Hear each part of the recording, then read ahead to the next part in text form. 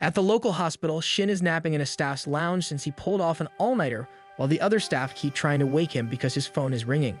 One of them reads the caller ID out loud, saying it is Mizuho. Shin's eyes snap open. He immediately grabs the phone and answers, apologizing for not picking up right away. The people in the room watch as he makes casual small talk with Mizuho before ending the call. The male staff members tease him, asking if that is his rumored childhood friend. Shin becomes slightly defensive about the truth of their relationship as they continue joking about Mizuho. Later, Shin meets Mizuho, who playfully calls him by his profession. He looks at her with a bored expression, asking her to just be normal and call him Shin again. Mizuho offers him a lunchbox so they can eat together. When he opens it, he finds barbecue, which is an unusual thing to eat first thing in the morning. Mizuho admits that it is actually her breakfast.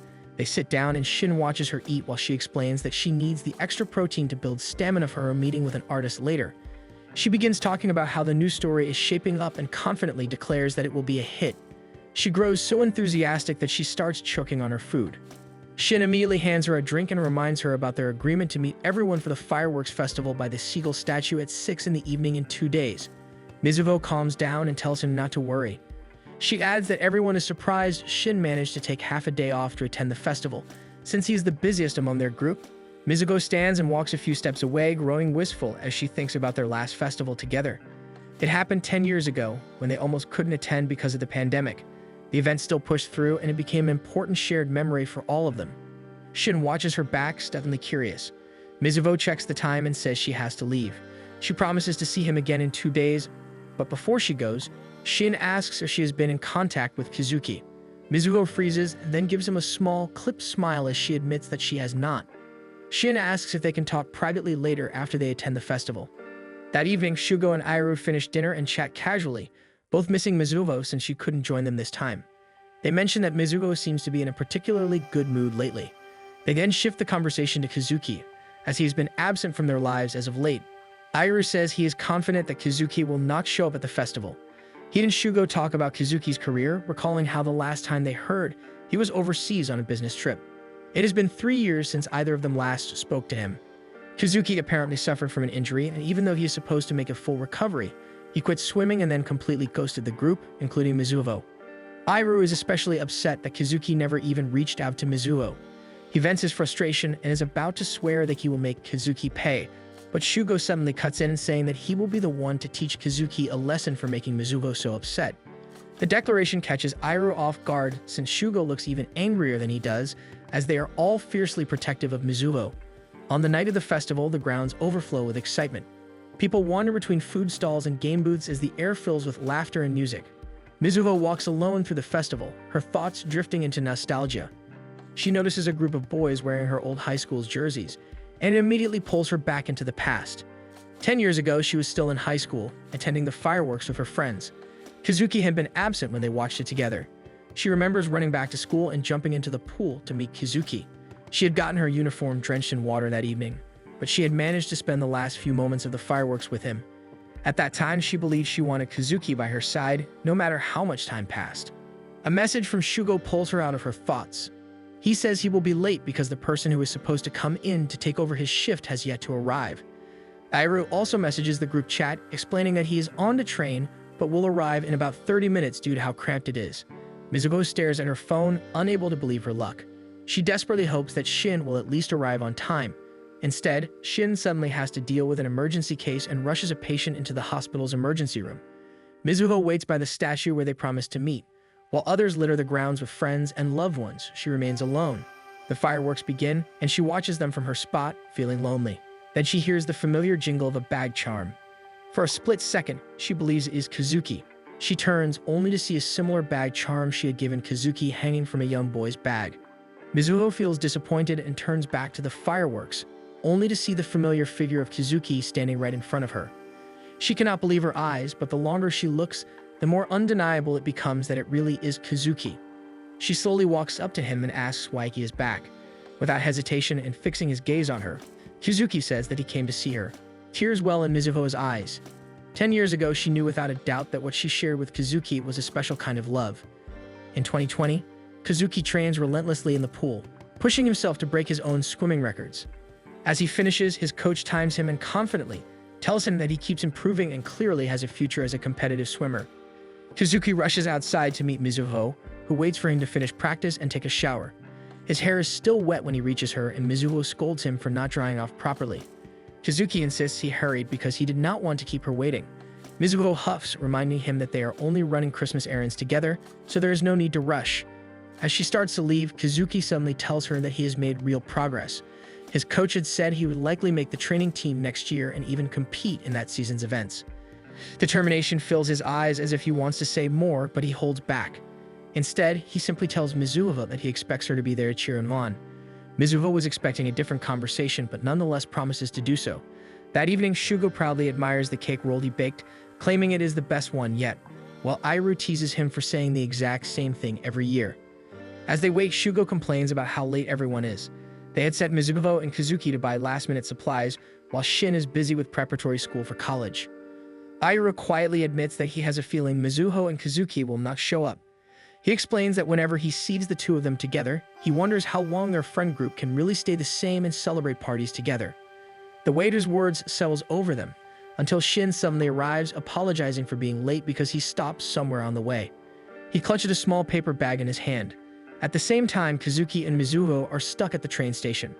An announcement comes on saying that all trains are delayed due to the bad weather. Kazuki sneezes from the cold, and Mizuho immediately wraps her scarf around him. She scolds him for not bringing his own, reminding him that he always gets cold easily. Kazuki stubbornly says he does not want to go home and suggests they skip the party, reasoning that their friends will let it pass. Mizuho quickly shuts that down, insisting they get on the train as soon as it arrives. When she sits back down, Kazuki asks what she is so afraid if they stop being just childhood friends. He admits that he has been in love with her for a long time and says he wants to spend Christmas and New Year's with her alone as a couple. Then he goes even further and says he wants to marry her someday. Mizuho is stunned into silence. The train arrives without her giving him an answer, so they return to their familiar street where the party is being held. Mizuho feels guilty for dodging his confession, sensing that she upset him when Kazuki suddenly says he's going home first to drop his things. She watches his retreating figure as guilt fills her. At the party, Iru and Shugo fool around while Shin watches the window quietly from the side. Meanwhile, Kazuki lies weakly on his bed, no longer wanting to join the celebration. He turns over just as Mizuho enters his room. Mizuho walks over and notices that he is running a fever.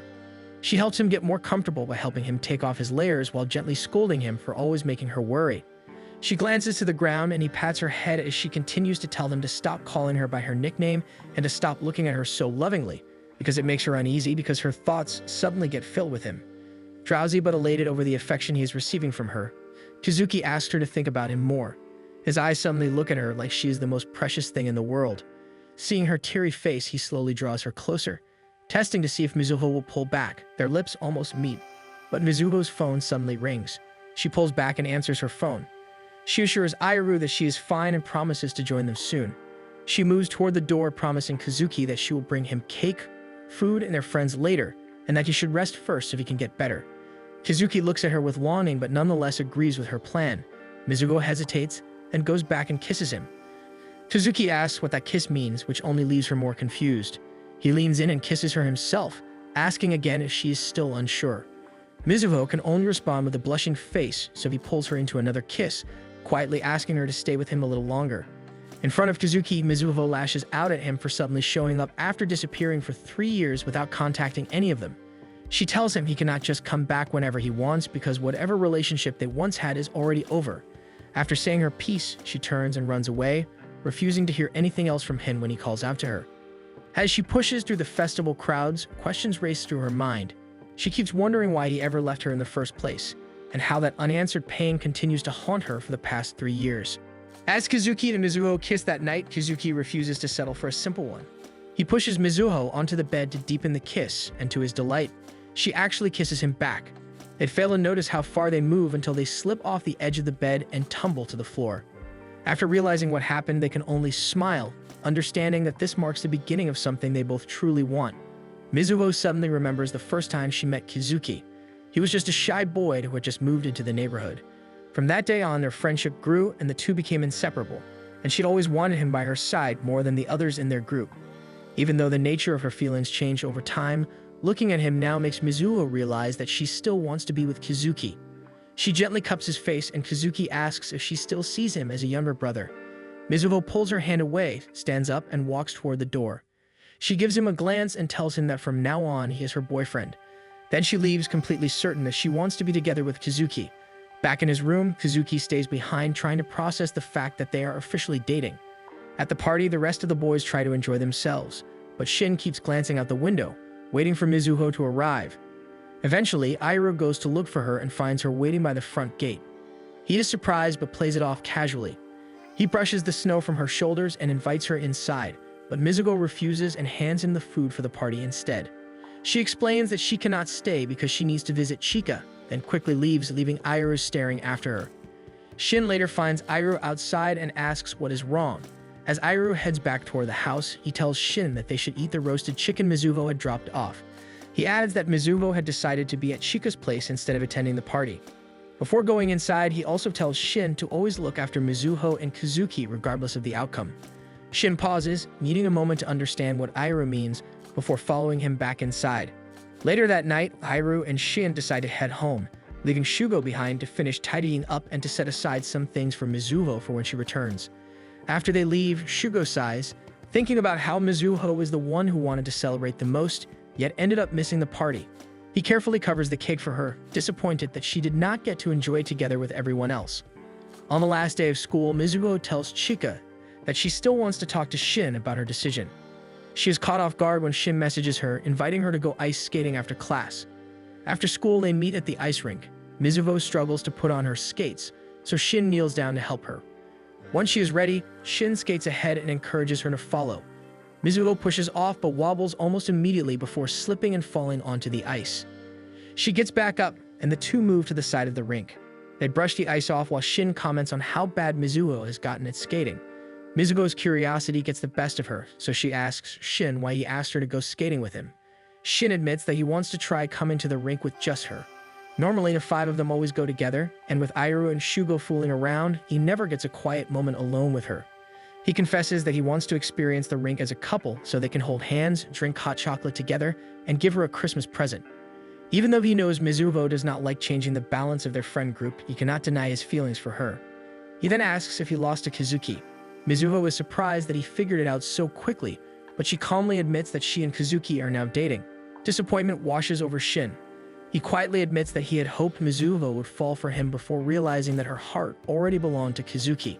They stop to buy hot chocolate, and Shin admits that the drink is too sweet for him. Mizuho looks visibly downcast, and Shin tells her that after today, things will probably change and that they may not be able to be friends after this, or at worst, it will stay friends but will no longer be close. He walks a few steps ahead, leaving Mizuho shaken by the thought of losing one of her best friends. Suddenly, Shin throws a snowball at her, bluntly revealing that he is only joking.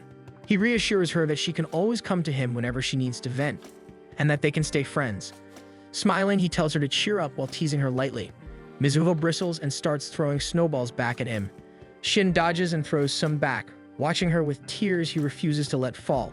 He loves her, and he cannot deny that truth to himself.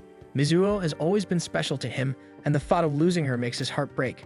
Still, he tries to smile through everything for her sake. As he is so caught up in his thoughts of her, Shin does not realize that it begins to snow. He looks up when he finally notices, just as Mizuho steps closer to admire the beauty of the falling snowflakes. Shin watches her and decides that he cannot give up on her. He tells her to try to make things work with Kazuki, but stops himself just as he is about to suggest that they get together in 10 years if things do not work out. Mizuho looks at him curiously, but Shin keeps the thought to himself for now and invites her to head back with him. Mizuho asks him to wait a moment, saying she wants to do something first. Shin watches her run off, then turns his attention back to the present he had planned to give her. He remembers when they were kids, walking home from school, when Mizuho had suddenly stopped him to give him a gift.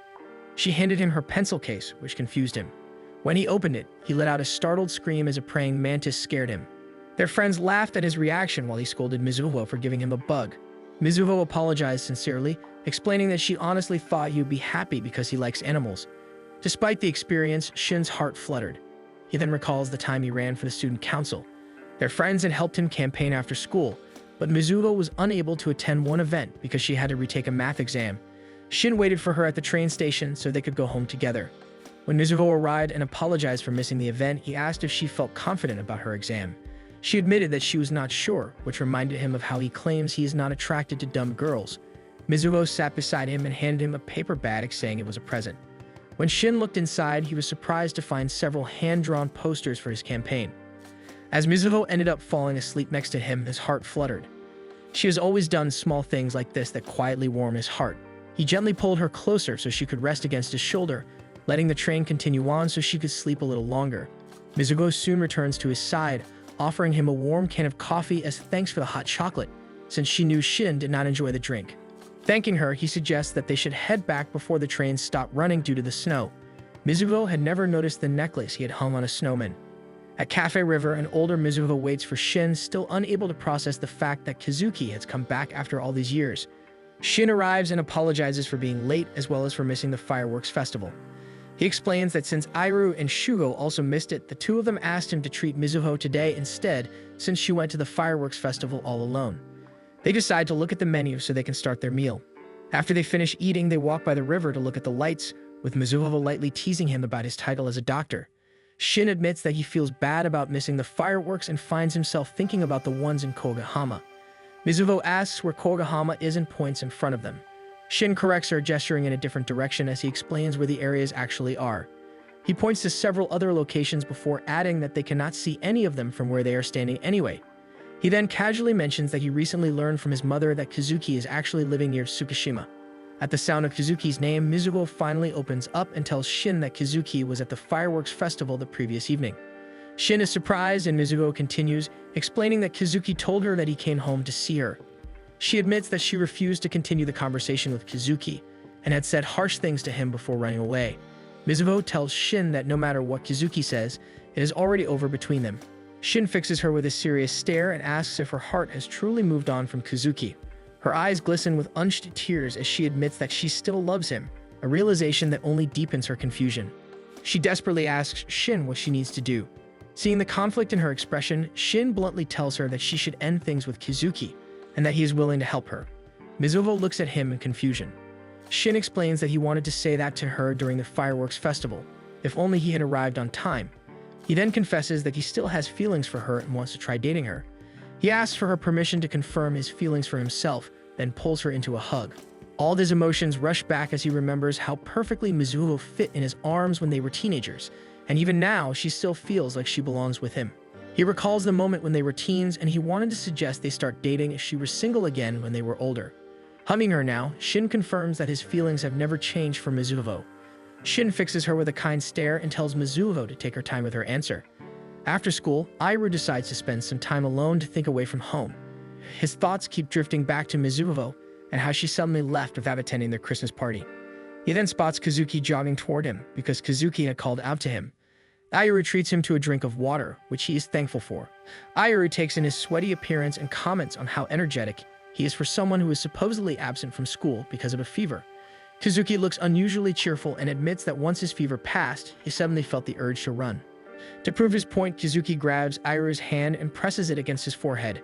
Iru's eyes widen at the warmth and Kazuki's radiating happiness, confirming his suspicions about Kazuki's and Mizuho's status. Iru sits beside him and ruffles Kazuki's hair, congratulating him on his relationship with Mizuho. Kazuki beams and asks if he somehow let it slip, because he does not recall telling Iru about what had happened last night. Iru grins and says he can tell because Kazuki looks happier than ever, which is a dead giveaway. Kazuki admits that it feels good knowing Mizuho always cares about him. Seeing how deeply she worries for him makes him want to do better and strengthens his love for her. As Kazuki excitedly talks about Mizuho, Iru suddenly leans in and kisses him, causing the bottle to spill and leaving Kazuki stunned. Iru pulls back, fixes Kazuki with a forlorn look, and tells him that Mizuho is not the only one who has been watching over him. Mizuho is still shaken by Kazuki's sudden appearance. Her thoughts are interrupted when she notices Iru calling her. When she answers, Iru asks if Shin had taken her out and apologizes for missing the fireworks festival. As Mizuho responds, Iru immediately notices the strain in her voice and asks if something has happened. Mizuho admits that she ran into Kazuki at the festival. She describes the encounter as strange, especially since things between them have been over for years. Sensing that she needs comfort, Iru tells her that he is calling from their old secret hideout. He gently reassures her that no matter what choice she makes, she can always count on him to be by her side. Mizuho recognizes the promise as it is the same one they had made to each other when they were younger. Smiling faintly, she thanks Iru for reminding her. When Iru hangs up, he looks at the starry sky stretching in front of him. After kissing Kazuki, Iroh recalls that he recognized his feelings back in 6th grade.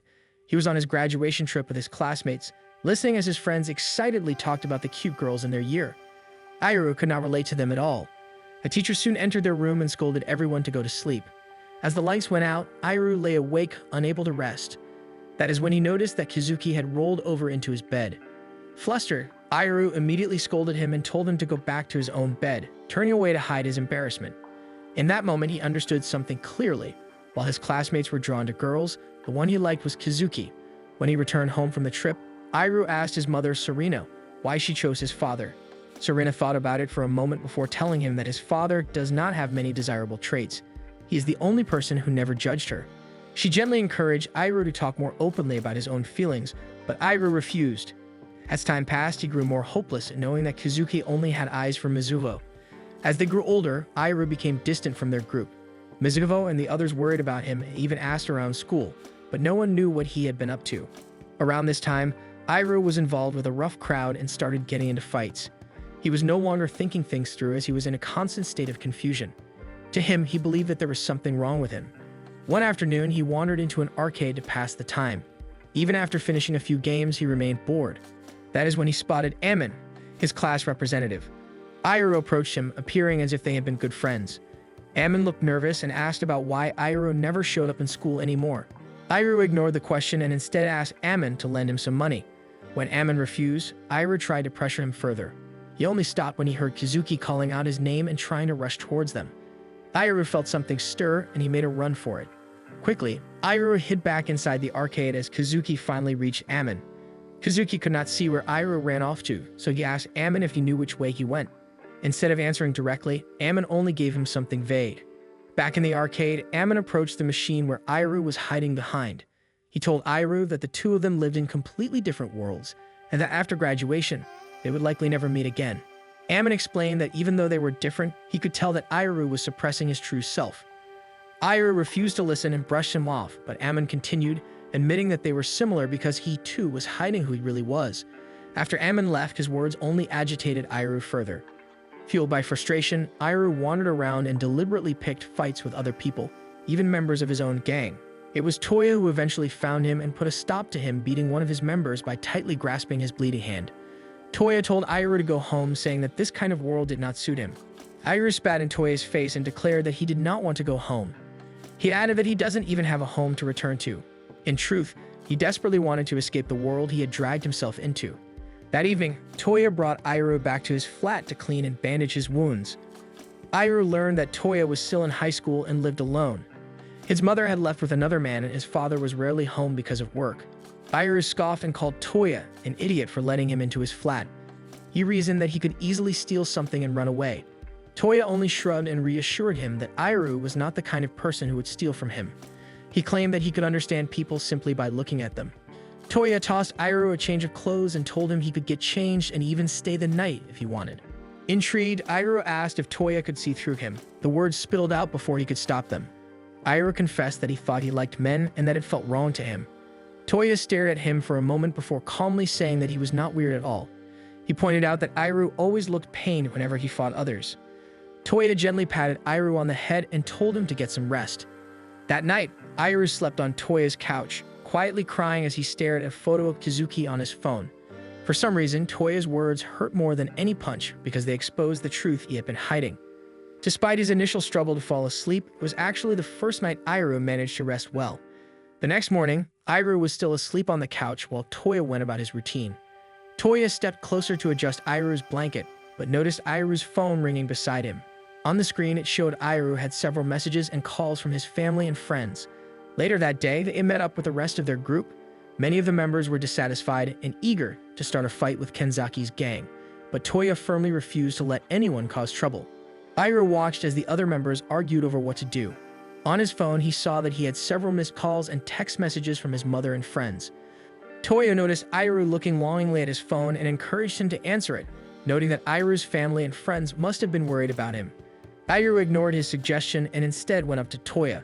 He motioned to his earlobes, where 2 new earrings were placed. He told Toya that he had just gotten them pierced because he noticed Toya's were pierced and thought it looked cool, so he copied him. He declared all of this with a smile, so Toya threw him a helmet and told him to hop on because they needed to go somewhere. Airo excitedly followed him, leaving the rest of the gang behind. During the ride, Airo truly enjoyed it, feeling free for the first time. He made sure that Toya could hear how happy he was. After a few days, the other gang members beat Airo up. To them, Airo was someone in their way and only served as a distraction to their boss. They had noticed Toya's favoritism toward Airo, so they wanted to remind him that he wasn't really a member of the gang as none of them accepted him. They left Airo beaten on the ground and after throwing more insults at him, decided to leave him there. After a while, Airo managed to recover, but it was still too painful for him to drag himself anywhere, and he also had no idea where to go. He suddenly thought of Kazuki and briefly considered wanting to disappear for good. By his side, he received a message from Mizuho instructing him to go to Whale Park. Mizuho had left for the park in a hurry. She wasn't too sure, but she had a feeling that Airo would show up there. To her relief, Airo was on top of the whale playground, so she hurried to meet him. She noticed that Airo was severely injured and tried to convince him to go with her to the hospital to get treated, but Airo only responded by grasping her hand and asking her out. Mizuho looked at him in confusion, and he explained that he hated himself at the moment, but he believed that by dating Mizuho, he would start changing for the better. His mind drifted to how happy Kazuki was from loving Mizuho, so he yearned for the same happiness. Mizuho angrily rejected his confession and accused him of not really loving her. The statement shocked Airo before Mizuho took a gentler tone. Cradling his face and leaning close, Mizuho told him that she didn't need to be his girlfriend to stay by his side. She hugged him tightly and promised to always stay by Airo, regardless of the decisions he would make in life. Airo finally found the courage to admit to himself that he wanted to go home and be with them. However, he was at a loss for what to do. Meanwhile, Toya's gang was laughing about what they had done to Airo. They didn't realize that Toya was actually there, watching them from the bridge. He called them to ask where Airo was, but they pretended to be ignorant about where they had left him. Suddenly, Mizuho's friends arrived at the gang's hangout, asking about Airo's whereabouts. Kazuki, overcome with worry, demanded to know where Airo was, explaining to the gang that Airo had left home and that everyone was worried about him. Shugo and Shin tried to calm him down, but it was Toya's voice that stopped him. Toya regarded the boys and asked what Airo meant to them. Without hesitation, Kazuki answered that Airo was his most precious child and friend.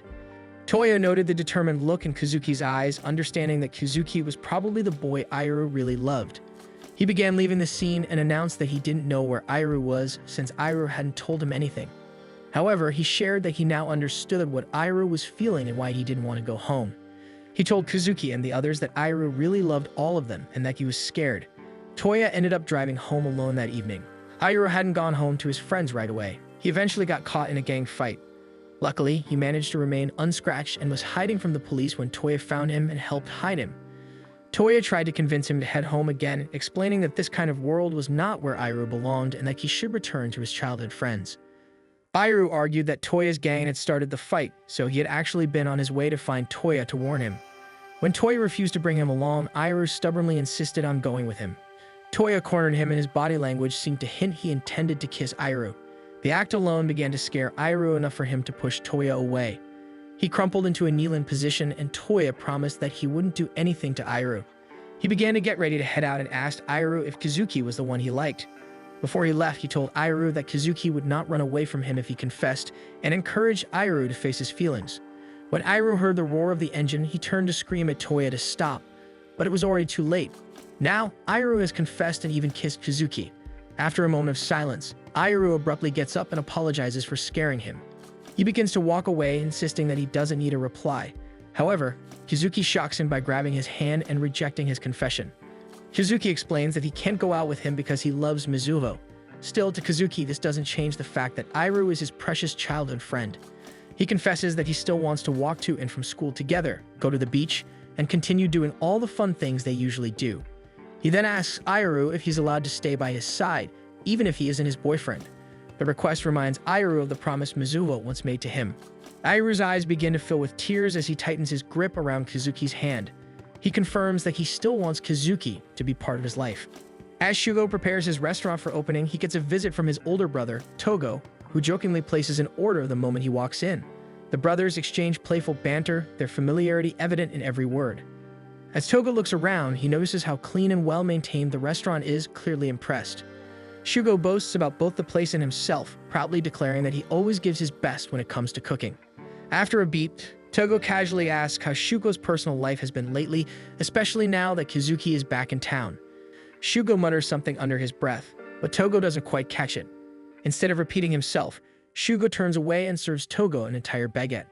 On New Year's Eve, Tsuyoshi, Mizugo's father, checks on her in her room. He reminds her that they will be spending the New Year's celebration at Airu's house with everyone else. As he talks, he notices Mizuho's subdued mood and realizes that none of her friends have come to visit her all day. He assumes they are all busy preparing for their entrance exams and quietly leaves her room to prepare. Once alone, Mizuho straightens her posture. She resolves to live with her decision and face whatever consequences come with it, aware that things will change with her friends. At the New Year's party, only the parents of the main group are present, as the kids are all occupied. Tsuyoshi suddenly breaks down, admitting that he feels Mizuho has been lonely lately and that he doesn't know how to help her as a father. Serena and the others try to comfort him, reassuring him that Mizuho is grown up now and capable of handling things on her own. Serena shares that she usually lets Airu make his own choices, but if the time ever comes when he asks for help, she will protect him without hesitation. As everyone praises Serena's devotion, they fail to notice Airu quietly overhearing the conversation. Hearing his mother's support makes him feel ready to tell her the truth. After the party, while cleaning up, Airu comes across an old photo of Serena from her high school days. He smiles at it, amused by how young and wild she looks. Serena begins to talk about the photo, but Airu interrupts her, admitting that he confessed to Kazuki on Christmas. He slowly explains why he ran away from home in middle school and apologizes for it. Serena stops what she's doing, turns to face him, and tells him that no matter who he becomes or what he currently is, he will always be her son. Airu's tears begin to fall as he crouches on the ground, overwhelmed with relief that his mother still accepts him despite everything. Serena places a gentle, supportive hand on him and offers to make him something warm to drink, her voice steady and reassuring. Later that night, Shugo opens his phone, intending to ask the group if they still plan on watching the first sunrise together. After staring at the message for a moment, he deletes it and tries to go back to bed. Still, something nags at him, refusing to let him rest. Giving in to his feelings, Shugo calls Mizuho and tells her that he wants to see her to give her a Christmas present. He asks her to come to Koigahama, where they had first met. Mizuho hesitates, uneasy about showing up after missing the Christmas party. Shugo gently challenges her, asking if that alone is enough to break their friendship. He reminds her that they were the first to meet and become friends when they were kids, before they became friends with the other three. Since then, they have shared countless irreplaceable moments and spent nearly every holiday together. To Shugo, the fact that Mizuho has decided to date Kazuki shouldn't be a reason for them to drift apart. They have been through too much together to simply throw it all away. Realizing that Shugo is right, Mizuho quickly gets ready and sprints toward the beach. As she approaches Koigahama, she hears familiar voices carried by the wind. She sees all four of them already there, with Kazuki and Airu playfully chasing each other on the sand and Shin trying to avoid getting caught in their game. They notice her arrival and smile warmly. As she approaches hesitantly, Shugo announces that this reunion is her Christmas present. The boys all share how Shugo barged into their rooms and dragged them out of bed just for her. As they laugh among themselves over the entire situation, Mizuho laughs along, feeling more secure and confident in her bond with them. Kazuki is the first to notice the warmth on his back. As he turns around, the others follow and all of them watch the sunrise together. Mizuho realizes that change is inevitable and that they will continue to change every day. Almost as if reading her thoughts, Shin comments that they have moved forward together. She finds herself agreeing with him. Turning to Shugo, Mizuho thanks him, saying it's the best Christmas present she has ever received. Kazuki immediately hugs Shugo from behind, expressing his gratitude as well, though the others groan and remind him that the mess is partially his fault. Airu then playfully pushes Kazuki toward the ocean, declaring that he should swim as punishment. Laughing, Mizuho goes over to join them, leaving Shin and Shugo behind to talk in private. Shin bluntly calls Shugo a hypocrite, pointing out that he is the one who isn't being honest with himself, fully aware that Shugo also has feelings for Mizuho. Shugo doesn't deny it. Instead, he calmly responds that getting everything usually means becoming someone's third priority. The statement confuses Shin for a moment, but Shugo only looks at him knowingly and coaxes him to rejoin the others so they can all enjoy it together. When they regroup, the five of them decide to head to the shrine together. Everyone agrees until Kazuki suddenly realizes that he's still wearing his pajamas, earning laughter from the entire group. Mizuho can't help but feel grateful. Seeing everyone like this again reassures her that, no matter what changes, they are all moving forward together. Eventually, school starts up again.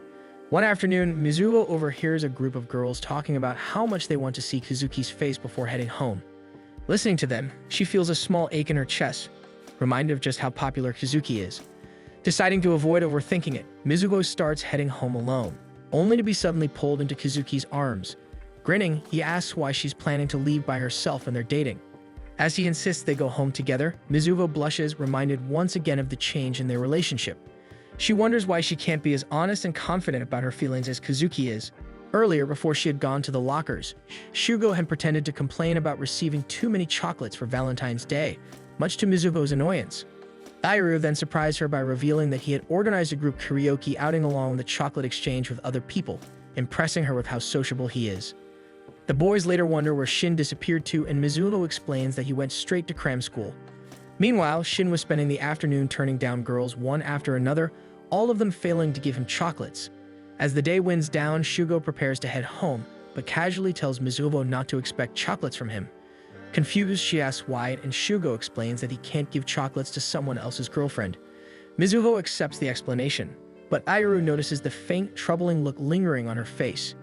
Back in the present, on her walk home with Kazuki, Mizuho realizes that she doesn't have any plans for Valentine's Day, even though she had bought chocolates to give him.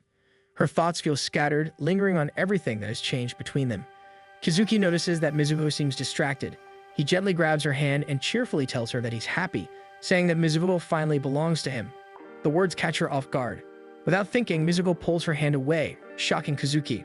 Realizing what she's done, she quickly apologizes, explaining that she isn't used to it yet.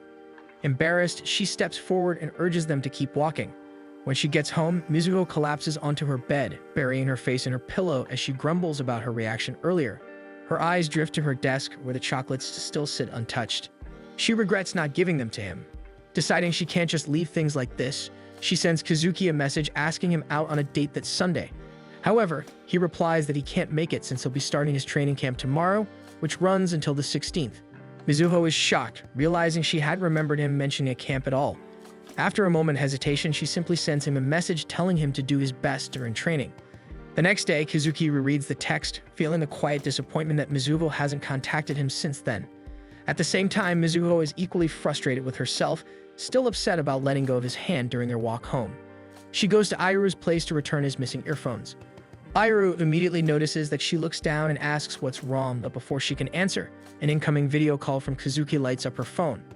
Kazuki greets her energetically, and Mizuho brightens at the sight of him.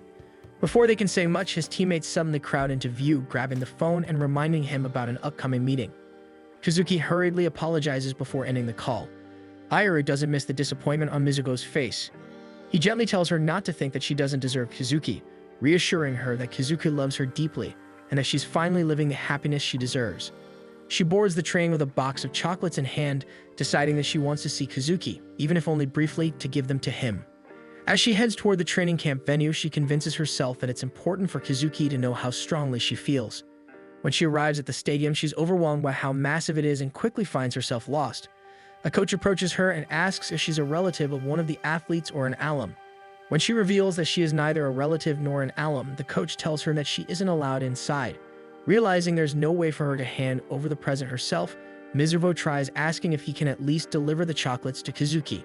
The coach lets out an annoyed sigh, complaining that Kazuki always has fans trying to give him gifts this time of year. Being referred to as a fan makes Mizuho feel small. She lingers outside the stadium for several hours, wallowing in self-pity before finally deciding to head home. As she walks, a sudden sharp pain shoots through her foot from wearing new shoes, causing her to trip. She quickly picks up the chocolate box and dusts it off, feeling embarrassed by her impulsive decision and disappointed that she couldn't accomplish what she came to do. When she tries to stand, she hears hurried footsteps behind her. She turns and sees Kazuki, panting heavily. His expression is angry as he immediately scolds her for coming all the way here by herself.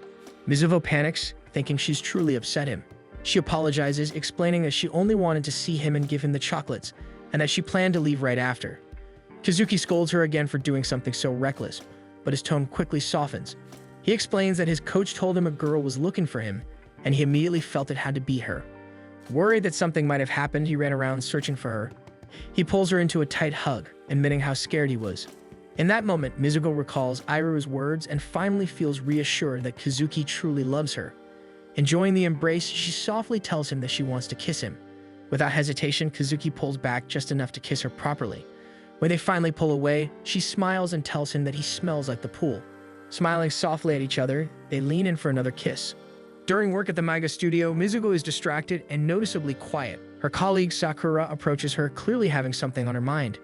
Mizuho senses trouble immediately, and just as Sakura starts to sink dramatically to her knees, Mizuho instinctively covers her ears, already assuming that Sakura has messed up another job and wants her help apologizing to a boss. Instead, Sakura grabs Mizuho's hand and begs her to have dinner with her. She explains that she and some friends are having a small party, but she didn't manage to invite enough people, so she really wants Mizuho to join them. Mizuho refuses at first, but Sakura insists that it's a great chance to meet new people and maybe even find a boyfriend. She mentions that she is aware Mizuho is currently single. Hearing this makes Mizuho think of both Kazuki and Shin. She feels conflicted over the two since she isn't completely over Kazuki. After a brief silence, she finally decides to turn the invitation down, reminding Sakura to return to work, but Sakura remains stubbornly persistent. In the past, the swim team members were talking about graduation and discussing what they should do for their seniors. Because of the pandemic, many events had been canceled and they hadn't gotten many chances to compete, but they still wanted to send their seniors off properly. They were sure their seniors had regrets over the past year and wanted to get them a bouquet. Listening to this, Kazuki grew thoughtful. Later, when he and Mizuho visited the beach together, he shared his concerns with her. Mizuho noted that even Kazuki had been deeply disappointed that he couldn't compete much the previous season. Kazuki explained that things were finally returning to normal, and he felt hopeful about making his mark this time. Still, he felt guilty because he could continue competing while many of his seniors would graduate without getting that same chance, all because he had been born a year later. During the graduation ceremony, Shin delivered the juniors' farewell message to their seniors. He wished them well and promised to lead the student body in their place after that day. When he finished, the entire student body applauded as the graduating students walked out of the gym. Outside, students mingled and exchanged final goodbyes. The seniors wanted to make their final memories of the school surrounded by familiar faces. Mizuho and the rest congratulated Shin for delivering a good message. To the side, Kazuki called out to Ryosuke, one of the senior swimmers, and together with the rest of the team, handed him a bouquet as a send-off. Receiving it, Ryosuke noticed their somber expressions and suddenly felt nostalgic about his high school years. He talked about how that day would be the last time he got to wear the uniform and walk around as a student. Throwing an arm around Kazuki, he invited the entire swim team back to the pool one last time. Kazuki was puzzled since the pool was empty and renovations were about to start, but Ryosuke insisted that everyone go. As they prepared to leave, he extended the invitation to Mizuho and the rest of Kazuki's childhood friends as well. When they arrived, several members were already riding around the empty pool. Iru smiled brightly at the graffiti, and the coach told them that they were free to write whatever they wanted since the pool would be renovated the following week and all the messages would eventually be covered up. The seniors wrote their dreams for the future, and the juniors wrote messages of hope and well wishes. Iru wrote about love in English so some students didn't understand, and Mizuho made sure to draw cartoon versions of all of them beside their messages. Shugo commented that he looked better in real life, which made Mizuho glare at him, unimpressed. While Iru took photos of their messages, Shugo noticed that Shin had yet to write anything, so he went over to hand him a marker so he could join in. Shin refused, choosing instead to keep his eyes trained on Mizuho, which Shugo noticed. As the pool gradually filled with graffiti, Kazuki stood slightly off to the side, not writing anything but watching his teammates write. Ryosuke approached him and asked out loud whether Kazuki was holding back because he felt sorry for him since he hadn't been able to compete much. Ryosuke admitted that he did feel frustrated, since it felt like the pandemic had stolen his last summer as a high school student, and he had graduated without really competing or showing off his skills as a swimmer. Kazuki began to feel regret, but what Ryosuke said next surprised him. Ryosuke shared that if the send-off meet had been canceled, he would have written those frustrations down that day. But now he felt differently. He began writing his message, and Kazuki's eyes widened as he read it. Ryosuke explained that what mattered most to him was the time he had spent with his team, even if he hadn't been able to compete as much as he wanted. Whenever he felt down, he could always count on his teammates to lift his spirits even off the pool. He cherished the moments after practice when they had just talked and laughed about silly things together. They had been more than teammates to him. He also remembered the panic he had felt when Kazuki first joined the swim team and nearly beat his freestyle record. The emotion he had felt that day had left a mark. Ryosuke said that his high school years had not been wasted, since they were filled with precious memories with all of them. In his message, he declared that he had spent his youth with the school's team and had no regrets. He told Kazuki that he would keep swimming in college, since he had realized how important swimming was to him after not being able to swim during the pandemic. He urged Kazuki to aim for the national high school competition and place high. He admitted that if Kazuki made it to the finals, he wanted to brag to his future team that they had been rivals back in high school and that they had swum on the same team. Finally, he thanked Mizuho for yelling at him at the bus stop, saying that it had become an unforgettable memory for him. Soon, the team began cheering and teasing Ryosuke because he was showing his passionate side. He laughed along with them, then suddenly got splashed with water. It turned out to be Kizuki who hit him, and he and his friends were armed with hoses, water guns, and all sorts of things for a water fight.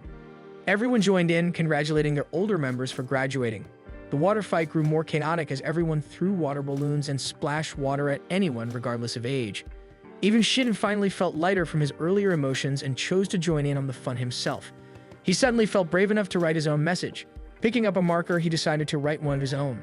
Right after, however, Mizuho and Shugo splashed water at him, and he immediately jumped back into the water fight with both his childhood friends and the swim team. In his message, he wrote that he would not give up. Back in the present, Mizuho finds herself in a restaurant. In the end, she had agreed to go along with Sakura, but her mind kept drifting elsewhere.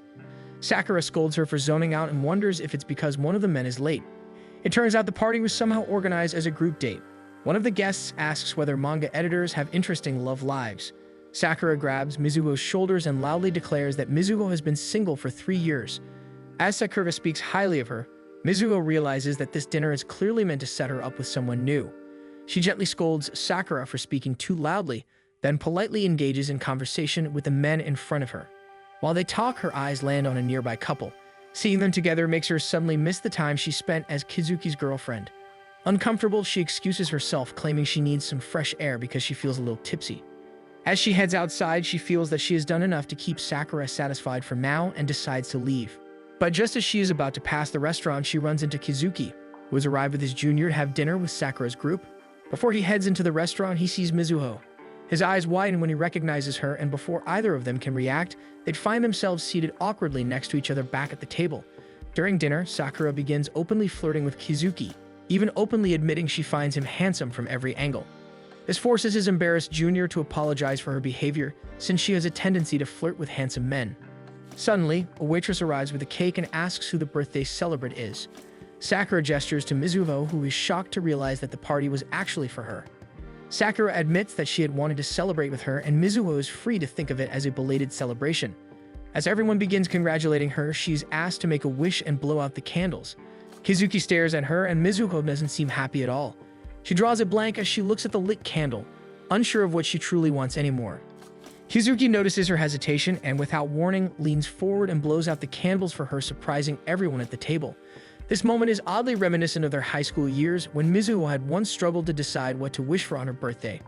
She was going to blow out the candles on her cake with Kizuki. Back then, Kizuki had told her that she could wish for anything because she was the birthday girl, which made her answer back with sarcasm. Still, she had taken too long to decide. In the end, Kizuki had blown out the candles for her and announced that he had wished to be her boyfriend. She hadn't known it at the time, but perhaps that was something she had always wished for as well. Seeing that Mizuho does nothing, Kizuki suddenly grabs her hand and urges her to leave with him. Sakura and the others are stunned, since they know nothing about Mizuho's past with Kizuki. To avoid revealing the truth, Kizuki simply tells them that Mizuho just happens to resemble his first love, then pulls her out of the restaurant. As they walk outside, Mizuho stares at his back while being dragged along. Memories flood her mind about all the promises Kizuki had once made about staying with her, and how she had innocently believed him because of how earnest he had sounded. She remembers how confidently he had declared that he would be both her first and last boyfriend. Letting herself be pulled forward, she feels tears welling up from the weight of those memories. Still, she struggles to find her voice and follows along. By the time they reach the crossing bridge, she finally manages to whisper for him to let her go. But before Kizuki can respond, Shugo suddenly shouts at him to release her. Shugo steps in front of Mizuho protectively. His anger spills over as he shows Kizuki backward until he is near the edge of the stairs, shocking everyone with how furious he is. Kizuki struggles to push him off, not really wanting to cause any harm to Shugo. However, Shugo is too angry to feel it. He demands to know where Kizuki had been all these years and whether he had any idea how much Mizuho had suffered while he was gone. Consumed by his rage, Shugo does not realize how close they are to the staircase as he demands that Kizuki apologize to Mizuho. Mizuho screams a warning, but it is too late. Both men lose their balance and tumble down the stairs together, neither of them prepared for what had just happened. After the incident, Kizuki and Shugo end up in a hospital under Shin's care. Iru is also there immediately, fretting over Kizuki, overwhelmed since they haven't seen each other in 3 years. None of them had imagined this kind of reunion. Another doctor, Kuroda, informs Shin that neither of them has any fractures. Relieved but annoyed, Shin scolds them for getting into a fight on an overpass like reckless teenagers. Airu suddenly hugs Kizuki tightly in relief, prompting Shugo to huff that he's overreacting. Airu fires back that his reaction is completely normal since Mizuho made it sound like they were dying during her frantic phone call. He explains that he rushed over immediately after hearing the news and was shocked to see Kizuki bruised and wrestling with Shugo at the bottom of the stairs. Shugo grumbles that he had intended to go home after the fall, but Airu had taken his car keys, gotten behind the wheel, and driven all of them to the hospital. Shin cuts off their bickering, reminding them that they've already caused enough trouble for Mizuho. Kuroda is clearly amused by their bickering, so she decides to leave the rest to Shin. Once Kuroda steps out, Shin carefully checks Shugo again to ensure none of his injuries are serious. As he continues to scold them, Kizuki suddenly admits that Shugo has every right to be angry with him. He confesses that when he learned he might not be able to swim anymore back then, he felt worthless to Mizuho. He convinced himself she would eventually leave him. What he failed to understand was that she would have accepted him no matter what. Unbeknownst to them, Mizuho stands silently behind the curtain, overhearing everything, though she chooses not to reveal herself. Instead, she retreats to the vending machines where Kuroda finds her. The two end up sharing coffee. Kuroda strikes up a conversation since they are both acquainted with Shin. However, she mentions that although she and Shin know each other from college, she doesn't quite consider herself one of his close friends. Mizuho shares that she has known Shin since childhood and admits she envies his straightforward nature. She confesses that she wishes she had the courage to remain friends with Kizuki. Before Kuroda can ask what she means, Shugo approaches and tells Mizuho he's heading home. Mizuho insists on going with him, already planning to stay with her parents so she can keep an eye on him. Shugo reluctantly allows her to tag along, and they leave together. Meanwhile, Kizuki prepares to leave as well. Shin tells him that he'll properly lecture him another time, which strangely pleases Airu, reminding him of the past. But before Kizuki walks out, Shin firmly states that he has no intention of simply handing Mizuho back to him. Later, Shin rests briefly in his office where Kuroda informs him that Mizuho left with Shugo. Shin thanks her for her help and promises to treat her to a meal sometime. She replies that she wants to eat at a fancy restaurant. After he leaves, Kuroda returns to her desk to resume work, though her thoughts drift quietly to her unrequited feelings for Shin. Back in 2022, when Kuroda first met Shin, he had been new to campus and was completely lost. She had offered to walk him to his class, but when she got a better look at his face, she found herself falling in love at first sight. That moment marked the beginning of their friendship. One day, Kuroda asked Shin why he wanted to become a doctor.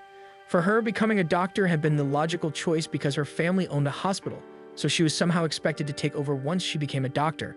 Shin hesitated at first, but eventually decided it was safe enough to share his reason. He told her that when he was a child, he had a close friend, though he never mentioned that it was Mizuho. Mizuho had lost her mother at a young age, yet she still forced herself to wear a cheerful smile every day. Shin, however, knew that she had been grieving all along. Watching her pretend to be okay had been painful for him. He said that he wanted to become a doctor so he could cure illnesses and prevent Mizuho from ever experiencing that kind of heartbreak again. Shin had brushed off his reasoning as lame, unaware that his words had stirred something deeply within Kuroda that day. On another afternoon, Kuroda approached Shin as she usually did so they could walk and talk together. Noticing that he looked exhausted, she lectured him about the importance of rest and how it was important for doctors. At that moment, Shin's attention shifted when Kizuki and Mizuho called out his name. He jogged over to them, and they told him they had just visited their hometown. Shin's mother had asked them to stop by and deliver some homemade food for him. Mizuho and Kizuki both expressed how happy they were to see him, with Kizuki asking how he had been doing. After chatting briefly, the two of them left hand in hand. Kuroda had silently observed the exchange and realized that Mizuho must have been the childhood friend in Shin's story, though her gaze lingered on their joined hands. As time passed, Shin began piling up absences at school, so Kuroda took it upon herself to bring him notes. When she arrived at his apartment, Shin had stepped out, accompanied by another girl. The girl left happily, telling Shin to invite her over again sometime. Kuroda was angered by what she saw and immediately asked Shin if he was dating the girl. Shin admitted that he wasn't, then allowed Kuroda into his apartment. She had offered him the notes she had brought from several of his classes and lectured him about his growing absences. If he continued like this, he might end up dropping out of the program altogether. Shin, however, casually told her that he didn't need the new notes and that she could take back the ones she had left during her previous visit. He then confessed that he no longer knew why he had wanted to become a doctor in the first place, so to him, studying was pointless. Kuroda walked further into the apartment and noticed a framed photo on his desk, one of him with his childhood friends. She reminded him firmly to focus on his studies and continue forward, mentioning that his original reason had been Mizuho. Shin snapped and cornered Kuroda against the wall, saying that the more he cares about someone, the more he hurts. His eyes then grew dark as he invited her to spend the evening with him. Understanding the implication, Kuroda shoved him away and shouted at him not to insult her or their studies as she bolted from his apartment. At their next class, Shin unexpectedly showed up and took the seat beside her. He slid the notes she had given him back across the desk and apologized, promising to treat her to a good meal. Kuroda readily accepted his apology, happy that their friendship had been restored. When class ended, Shin's friends approached him, happy that he was back. Without hesitation, he invited them to join him and Kuroda for a meal. Kuroda felt a flicker of surprise before realizing she had secretly hoped it would be just the two of them. He glanced back at her and asked where she wanted to eat. She answered that she wanted to go somewhere fancy. Shin smiled and agreed before turning forward again. In that quiet moment, Kuroda understood that what he had said the other night was true, that it really did hurt to care about someone. At present, Kuroda thinks about Mizuho's words and finally accepts the truth that no matter how close she stands beside Shin, she will always remain just a friend to him. Meanwhile, in Shugo's car, Shugo hands Mizuho an assortment of treats he had picked up while wandering around town in search of good restaurants. Mizuho's face lights up in pure delight, but her expression softens into something more thoughtful as she looks at him. She admits that she had been thinking about how Shugo always seemed to know how to cheer her up, no matter the situation. Shugo tries to keep his gaze forward as she eagerly begins digging into the treats, though his eyes drift back to her. When he had been younger, he used to believe that simply watching over her like this would have been enough to satisfy him, though he is beginning to think differently now. In the past, before the pandemic, Shugo had visited Mizuho to invite her to apply to the same high school as him. He entered her room carrying a pizza as an offering, only to find her sprawled on the floor, far more excited about the food than her entrance exam studies. She complained that the notes Shin had given her were too complicated to understand. When she showed him the cover, Shugo saw Shin's neat handwriting urging her to study hard so all of them could attend the same high school together. Swallowing his hesitation, Shugo echoed the same wish. Eventually, they settled at her small table to eat, though he couldn't shake the slight disappointment that he hadn't been the first to express that dream to her. In high school, Mizuho spent countless hours watching Kizuki during swim practice. Shugo accompanied her once and remarked on Kizuki's increasing popularity, curiously asking if she ever got bored. She insisted she didn't and said watching Ryosuke and Kizuki compete was fun. She cheered loudly when Kizuki swam, and her eyes never left the pool. Observing her watch the race, Shugo muttered a saying she didn't quite understand. He was also there, hidden at the entrance of the rooftop, when Kizuki confessed the extent of his feelings to Mizuho, and in that moment, Shugo understood that she would never be his. He distracted himself by listening to Minami play the piano. He tried to be friendly with her, but she kept him at arm's length. Half-jokingly, he mentioned that if he ever confessed to someone and got rejected, he hoped she might comfort him. Minami flatly refused but promised to play the piece she was practicing. When the notes drifted through the air, she told him the title of the song. In 2024, when job hunting began, Shugo visited Mizuho again with pizza in hand. He mentioned that her father had been worried about her recent sadness. Mizuho confessed she was considering quitting and debuting her manga. She felt left behind while everyone else moved forward with their careers, and her work still hadn't been published. Lately, she no longer felt happy with what she drew. With a fragile smile, she asked if she should start looking for a regular job. Shugo told her to stop forcing a smile. Still, he handed her the pizza and congratulated her on her decision, reassuring her to choose whatever path felt right. In 2028, he stood by her once more after Kizuki disappeared without a word. Mizuho seemed lifeless, which only deepened Shugo's anger. He cooked for her and urged her to eat, even suggesting she skip work. When she only stared at the food, he lifted a spoonful to her lips. After the first bite, she finally broke down in tears. When she looked at him again, light returned to her eyes as she thanked him for cheering her up. That evening, they laughed together. At present, Shugo feels irritation bubbling inside him as Mizuho gives him a cheeky smile, claiming it was because the food was so good. She then admits that he has been looking scary lately. When he grabbed Kizuki earlier, she had genuinely been frightened. Her tone takes on a stricter edge as she reminds him how important his hands are for his line of work. She then mentions that both he and Kizuki were idiots for fighting like that. Before she can say Kizuki's name again, Shugo presses a finger gently against her lips, silencing her. His gaze hardens as he tells her that the person standing in front of her right now is him. Then he pulls her into his arms, enveloping her in a firm embrace. His voice drops as he reminds her that the one who has spent the most time by her side has always been him. After a moment, awareness strikes him. He slowly releases her, sitting back as if he has crossed a line. He looks at her one last time before stating that he is going to take her home, and that she doesn't need to follow him back to their old town. As he drives, a familiar melody called Regret of My Heart plays in his mind, the piece Minami used to play. Kizuki is changing into his home clothes when Iru walks in. Iru notices a small patch on his upper back and falls silent for a moment, his thoughts drifting. When Kizuki finally realizes he is there, he awkwardly apologizes for living in such a small apartment. Airu brushes it off, simply grateful for the chance to reconnect after so long. They settle onto the couch, and after a brief stretch of silence, Airu asks why he and Shugo had decided to fight in front of Mizuho. When Kizuki does not answer, Airu admits that he had honestly planned to punch him the moment he saw him again, since Kizuki had left Mizuho heartbroken for 3 whole years. Yet strangely, that anger had melted away when they finally met face to face. Kizuki apologizes quietly, but Airu scoffs and tells him the person he truly needs to apologize to is Mizuho. After a long pause, Airu asks why he broke up with Mizuho. Kizuki exhales and admits that he ran away. Back in 2021, Kai, Shin's younger brother, had insisted that the group give up on Kizuki during a game, though the others stubbornly refused, saying they had to believe in him because Kizuki is a friend. All eyes had focused on Kizuki, who had been staring at the screen in disbelief as the words "game over" flashed before him. Kizuki apologized, but Kai had kicked him in the back, furious that they had almost won before Kizuki ruined their chance. Shin had snapped, reminding everyone that they had gathered to plan Kizuki's birthday, yet the guest of honor was sitting right there, making the surprise a complete disaster. Ignoring Shin's frustrations, Airu had told Shin to switch places with him, claiming he wanted to shower but promising to return and keep playing. However, Kai, still sulking, had decided to call it quits that evening. Shugo had noticed how much closer Mizuho and Kizuki had grown.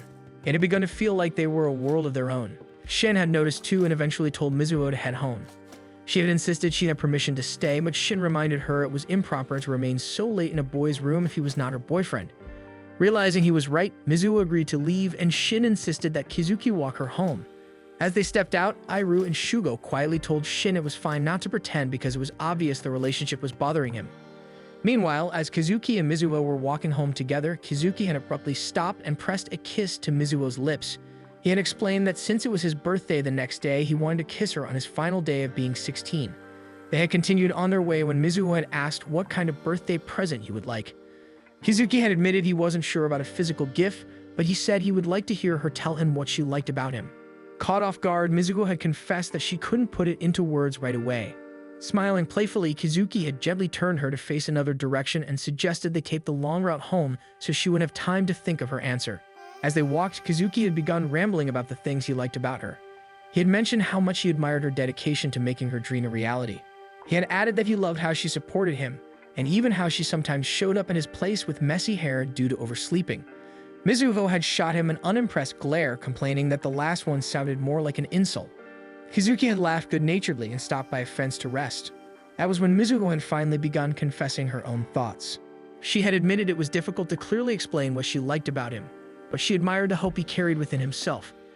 Ever since they were children, he had been swimming toward his goals despite every obstacle. Watching him grow had made him her ray of hope. She had offered him a slightly uneasy smile, hoping her answer was enough to get her point across. Kizuki had felt his heart swell, and he had leaned down to kiss her again, pouring all his gratitude into it. When they had pulled away, Mizuho had pointed out that since it was already past midnight, that kiss counted as his first one at 17.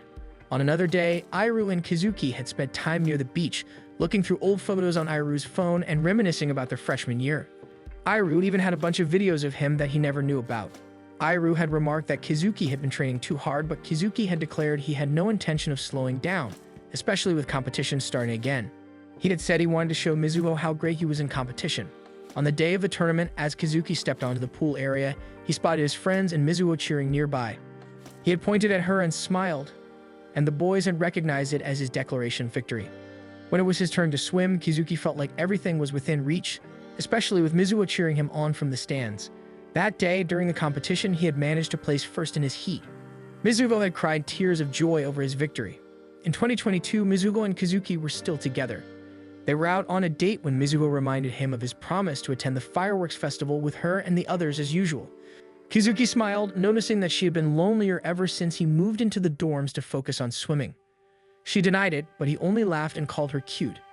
In 2025, the group attended the festival together without fail.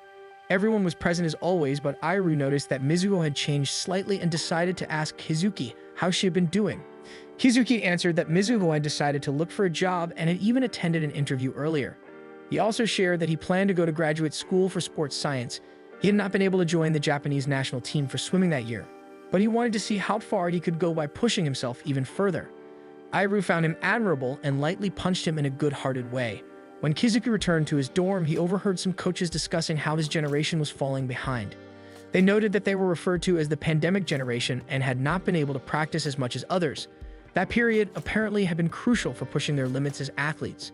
Kizuki had gripped his arm in frustration that evening. At present, Airu recalls how brightly Kizuki's eyes used to shine during their youth. Kizuki then decides to share how it happened.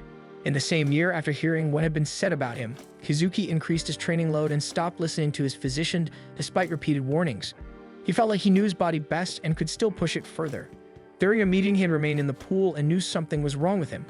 Mizuho had visited later to drop off food, but she had mentioned that she needed to meet Chika afterward. She had still wished him luck for practice, knowing that the selection meet was approaching and Kizuki was excited about it. She had been certain that Kizuki could make it. Kizuki, however, decided to keep the truth from her and resolved to work even harder for both of them. After she left, he had been plagued with uncertainty about his future as a swimmer. No matter how much he had pushed himself, he had not been improving. When his shoulder had begun feeling worse, he had gotten it checked and had learned that he needed surgery. The news had devastated him because it meant he would miss the selection meet. His physician had advised him to take a hiatus from swimming until he recovered. Still, Kizuki had sensed there was more being left unsaid, so he had demanded a timeline for when he could return to swimming and even asked if it was possible for him to regain his former form. The physician had admitted there was no telling how long the healing process would take, nor whether he would ever return as a competitive swimmer. Even so, he had insisted that Kizuki proceed with the surgery, otherwise his condition would never improve. He then left Kizuki alone to process everything. After the surgery, Kizuki began rehabilitation immediately. On one particular day, Mizuho had visited to watch over him while he had struggled through a routine. She had urged him to take his recovery slowly, fully aware he had been pushing himself too hard. Eventually, it was announced that he would withdraw from competing that year. As he had listened to the announcement, he had felt lost and unbearably weak. He had remembered how Mizuho once called him her ray of hope and described how brightly he used to shine. Now that he could no longer swim, he had begun to fear she would no longer see him that way. The thought of disappointing and losing Mizuho had hurt more than losing his ability to swim competitively. A few days later, he had told her his decision to quit the swim team. Mizuho had been devastated, trying to convince him he could still recover since he had been working so hard in rehab. But Kizuki had remained firm. He had declared that everything he had done until then had been a waste of time. When Mizuho had tried to argue, he had coldly mentioned that she had also given up on her dream and become an office worker instead of pursuing life as a manga artist. They both remembered how Kizuki had once told Mizuho not to give up after one of her manga had been rejected in high school. They also remembered the day years later when Mizuho had broken the news that she had quit manga for good and had decided to look for a job instead. Kizuki had been worried about her decision, but she had insisted she had made peace with it, and that he could continue chasing his dream without being tied to hers. So when he shared his own desire to quit the swim team, he felt that Mizuho should respect his decision as well. He had told her he was no longer a child and that he was tired of chasing an impossible dream. Mizuho had agreed that they were no longer children, yet she had struggled to find the right words to respond. He had taken the bill and had begun walking out of the restaurant. Mizuho had stood and had asked what would happen to them after that conversation. He had not been able to answer her. Instead, he had continued walking forward. That day, he had walked out of Mizuho's life. At present, he shares with Airu that he ran away and had cut off contact with everyone. He had found a job and had built himself up from there. Kizuki finds himself pouring all his regrets up to Airu. He feels guilt rising within him because he never truly forgot about swimming or Mizuho, no matter how hard he tried to move on. He begins to berate himself for being the youngest and growing slower than the rest of them.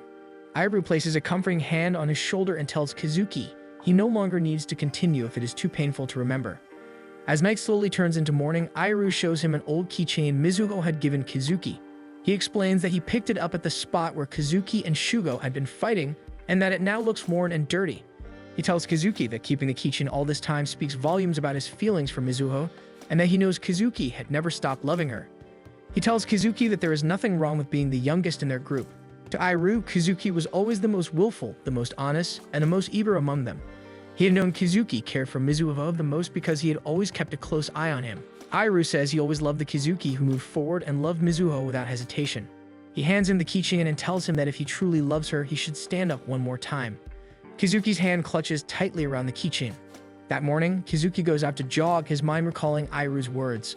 In 2021, Mizuho had been working as a waitress at Shugo's restaurant. The restaurant had specialized in Italian cuisine, so they would often slip bits of Italian into their conversations. Shugo had noticed that Mizuho had forgotten to ask a guest how they wanted their iced tea prepared. She had quickly started to head back to the table, but Shugo had stopped her to fix her apron first.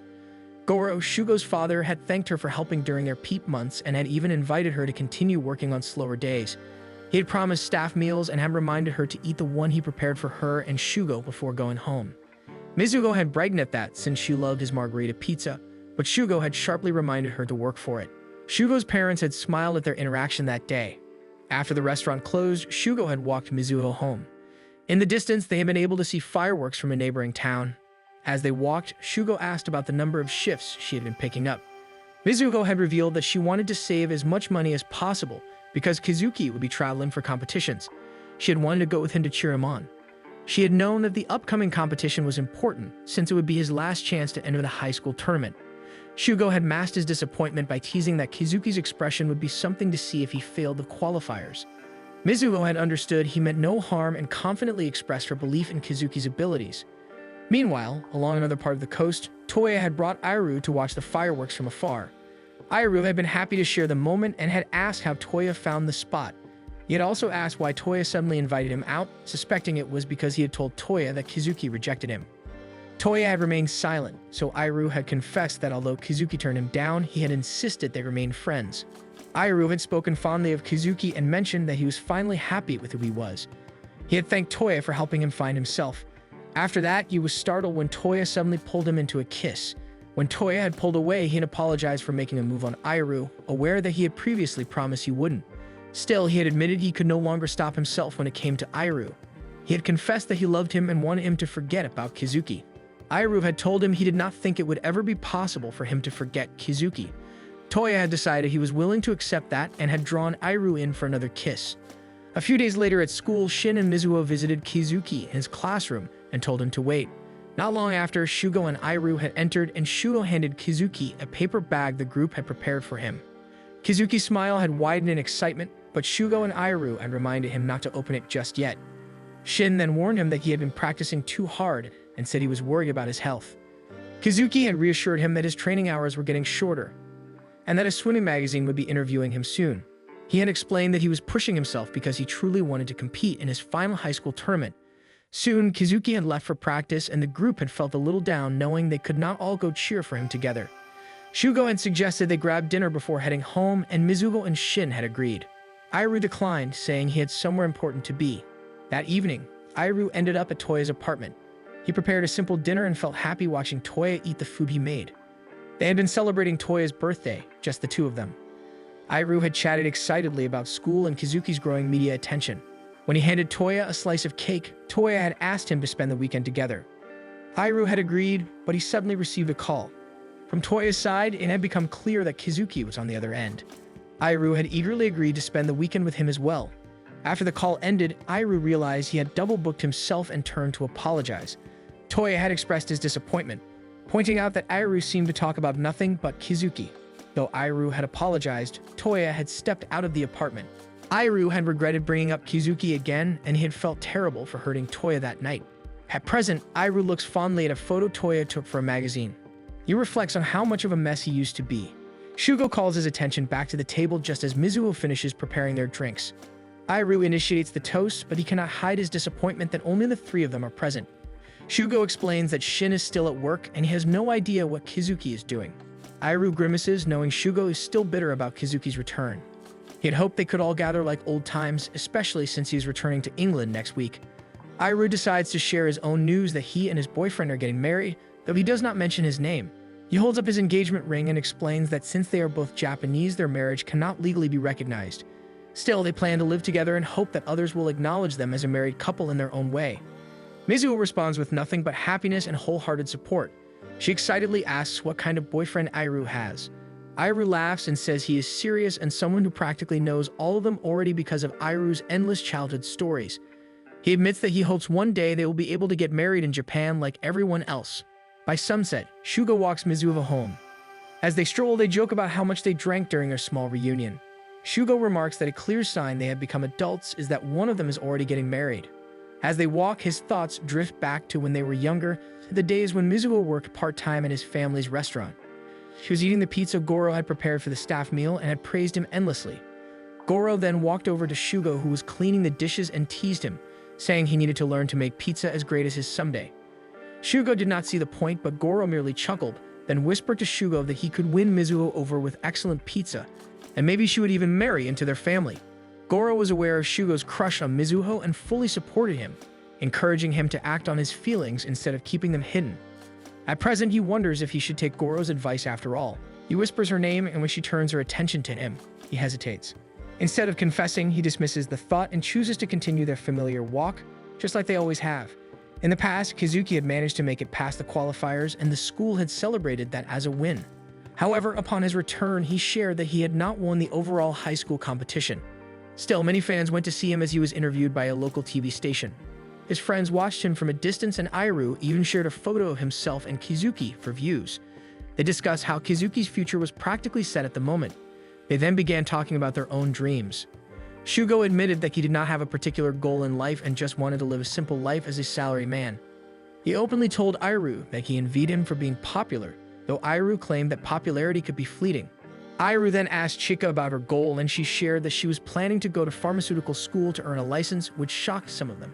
Suddenly, they heard the interviewer asking some girls nearby if Kizuki had a girlfriend. Thinking quickly, Shin pulled Mizuho away so they could leave without getting interviewed.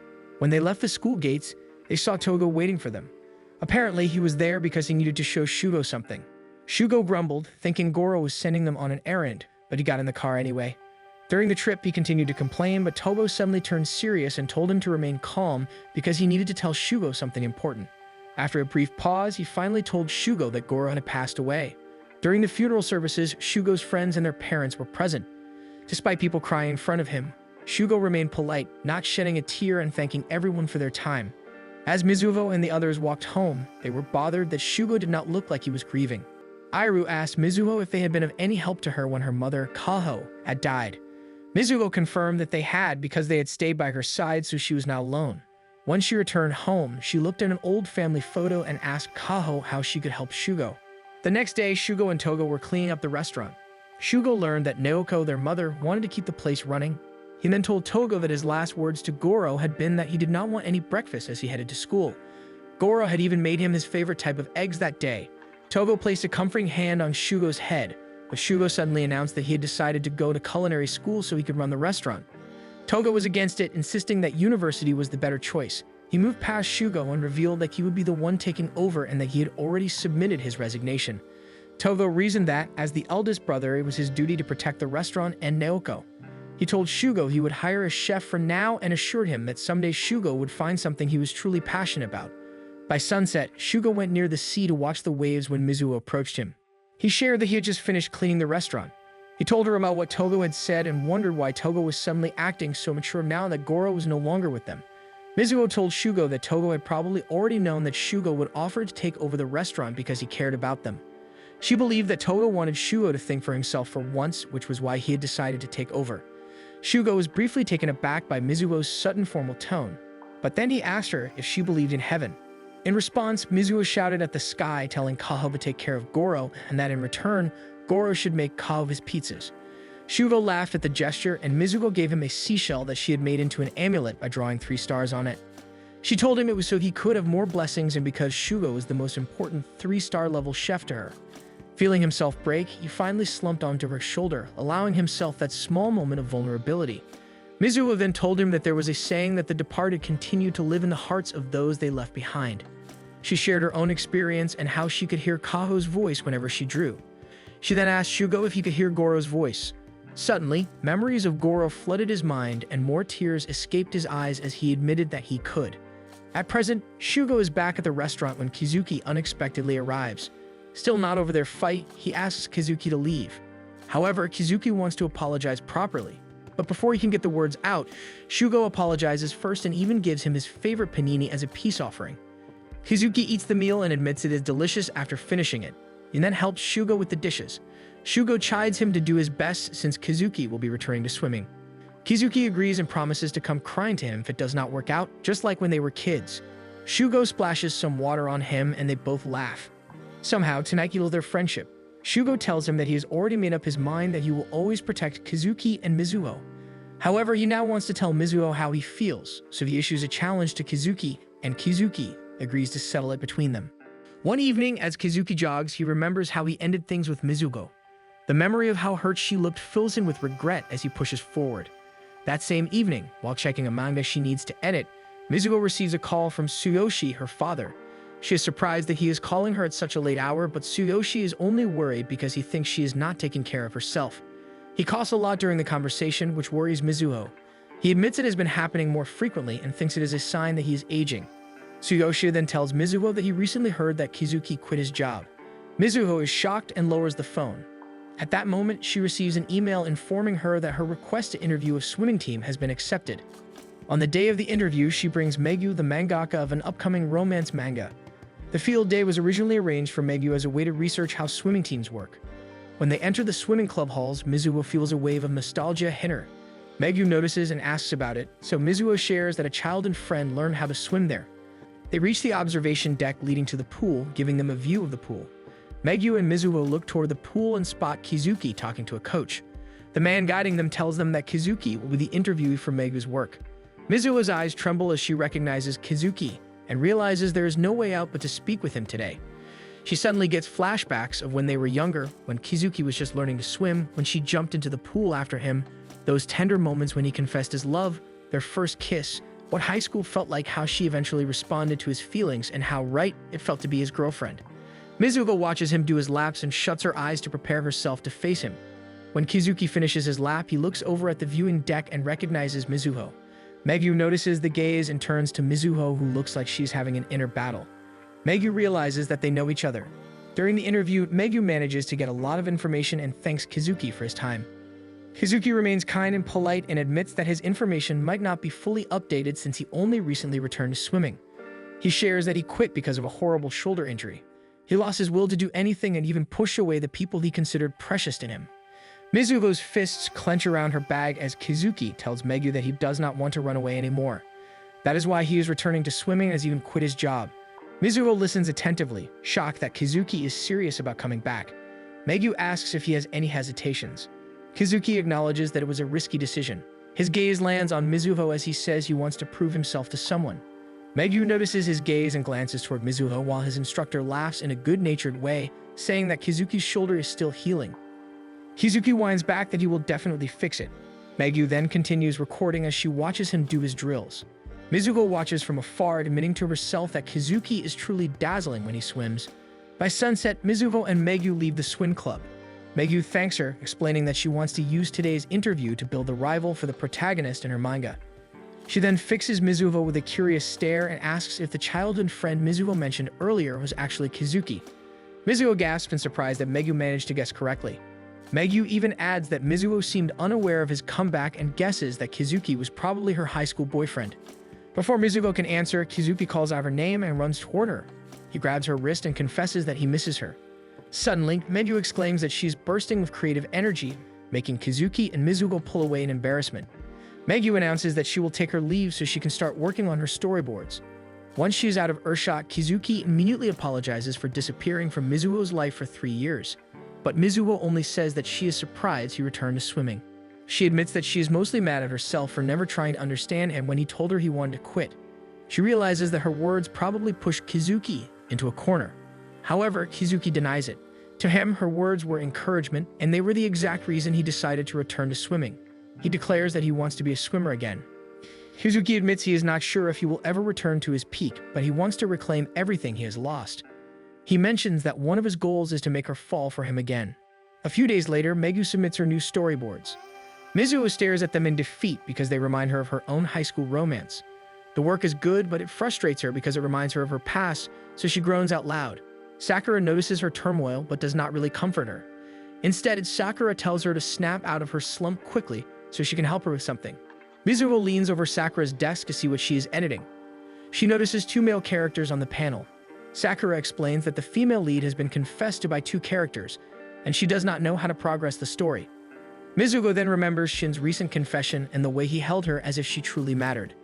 Then she remembers Kizuki's confession from just a few days ago and how determined his gaze looked. She begins thinking deeply and realizes she needs to sort out her feelings before making any decision. Sakura notices that Mizuho looks troubled. Mizuho groans and asks Sakura what she would do if she were the female lead who had to choose between 2 guys. Before Sakura can answer, one of their colleagues calls for Mizuho, saying she has a visitor with the last name Kashiwagi waiting at the front desk. Both go around Mizuho excitedly because they heard the visitor is very handsome. Mizuho heads to the front desk and sees Kai, who is currently a high school student. Kai smiles the moment he sees her and asks if she is ready to quit her job and just marry him. Mizuho's colleagues watch from the side, already charmed by Kai's looks, and feel jealous because Mizuho has such a handsome boy. What they do not know is that ever since Kai was a child, he has always asked Mizuho to marry him. Mizuho slaps him on the back, telling him that no matter how much he grows, he is still the kid she remembers playing with. She is surprised to see him in her building, so Kai explains that he is in town to look at nearby universities he plans to apply to. He then kneels down, pulls out a small bag, and hands it to her, asking her to give the food to Shin, who is currently down with a cold. He says he would have visited Shin himself, but he has to avoid getting sick because he might miss his exams. As he moves to leave, Mizuho tells him that she cannot visit Shin because it will put her in an awkward situation. Kai smiles kindly at her and asks if something happened between them recently. When Mizuho refuses to answer, Kai has a feeling it is about Shin's confession. He casually tells her that she can just choose him instead of Shin if she wants to solve all her problems. When Kai leaves, Mizuho feels like she has no choice but to deliver the medicine. That evening, the clouds are dark with the threat of rain soon. Shin struggles to get any restful sleep because of his fever. In his dream, he remembers running to Mizuho's house as a child. He had arrived just as Mizuho was about to run out. Noticing Shin, instead of waiting for him to speak, she had quickly asked him to tell everyone that Kizuki was sick so she could go ahead and check on him. She ran toward Kizuki's house without waiting for a response. Shin could only stare at her running away from him. He wonders what he is to her. Another memory surfaces. One time after high school, Mizuho had come to his house and rang the doorbell non-stop. When he opened the door annoyed, he was shocked to see her in tears. She immediately hugged him, and he assumed she was upset because she had fought with Kizuki. Instead, Mizuho was crying tears of joy because she had heard that he passed the entrance exam for his dream school. She congratulated him excitedly, which surprised him. He hugged her tightly and thanked her. Soon, their other friends peeked out from their hiding places and joined the hug, congratulating him with tears of their own. But for Shin, the person who mattered most was Mizuho standing in the center of it all. They stayed at his house that night to celebrate everyone's success. Later, Shin woke up in the darkness of his room, surrounded by his friends who had fallen asleep. He turned and saw Kizuki cuddling against Mizuho in his sleep. Shin turned away, realizing that the day Mizuho would need him might never come. Another memory followed. During one of Kizuki's competitions, Shin felt his chest tighten as he watched Mizuho happily chatting with Kizuki nearby. He was jealous of how happy they were. When he entered university, he spent many evenings with different girls, hoping he could erase the ache in his heart from loving someone he could never have. Eventually, he convinced himself that he no longer needed to try so hard because Mizuho was already happy without him. More recently, he had been shocked when Mizuho told him that Kizuki had returned to their town. The news stirred a deep fear inside him that he is losing her to Kizuki again. Shin suddenly wakes up, heaving his hands stretched toward the ceiling as if chasing someone who has already slipped away.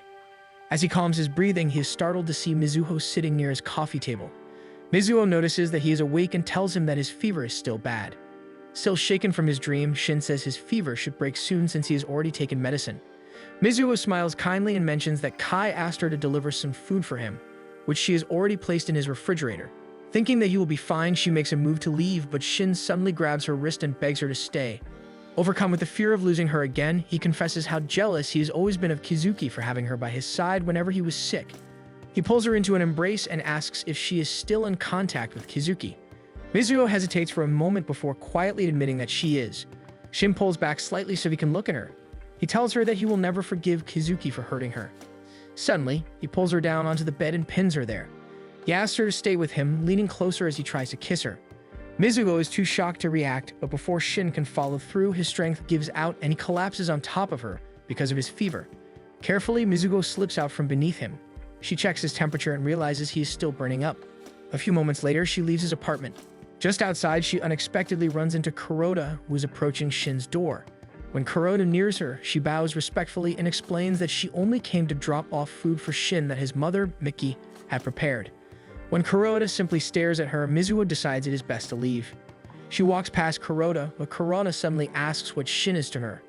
Mizuho pauses, takes a breath, and answers that Shin is her childhood friend.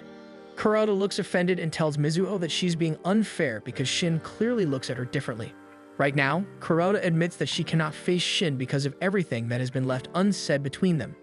Mizuho is about to say something, but Kuroda abruptly says that she was just jealous. Afterward, Kurata hangs something on Shin's doorknob before walking past Mizuho. One evening, Mizuho and Chika are dining at Shugo's restaurant. Chika chats away about her favorite idol, but Mizuho's thoughts are clearly elsewhere. Chika notices this and urges her to talk about what is bothering her. Mizuho admits that someone called her cunning, and it has made her think about what she might have done to deserve that description. Chika acknowledges that while it might be partly true, Mizuho has also gone through a lot and has even experienced heartbreak. Shugo approaches their table with a margarita pizza, adding that he put extra tomatoes because he noticed they were looking serious. He insists that it is a special treat just for them. Chika remarks that Shugo is becoming a lot like Togo. Before leaving to serve other customers, Shugo asks Mizuho if she is free on the weekend. On the weekend, Mizuho waits for Shugo and is surprised when she sees that he has taken the car. He reveals that he is bringing her to an Enoshima food tour to help him come up with new menu items for the restaurant. Mizuho is confused since she assumed they were simply going to try his cooking. She wonders if it is really okay for Shugo to leave the restaurant, but he reassures her that everything will be fine since he asked his brother to watch the place. Just as he says this, Togo steps out from the entrance and reassures them that he has everything under control. Mizuho is pleasantly surprised and invites Togo to catch up sometime. When Togo winks at her, Shugo quickly ushers Mizuho into the car. They drive off, and Mizuho asks about Togo since she has not seen him around lately.